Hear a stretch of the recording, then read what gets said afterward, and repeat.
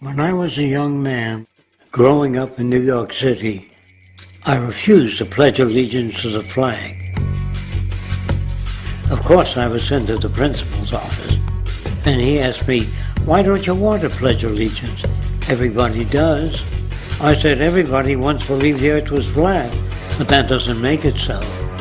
I explained that America owed everything it has to other cultures and other nations, and that I would rather pledge allegiance to the earth and everyone on it.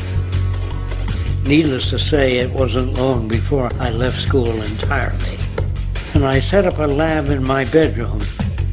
There I began to learn about science and nature.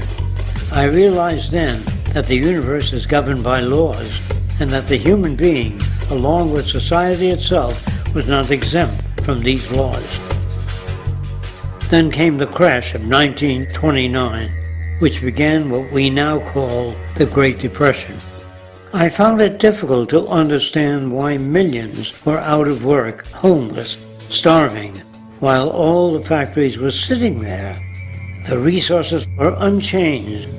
It was then that I realized that the rules of the economic game were inherently invalid.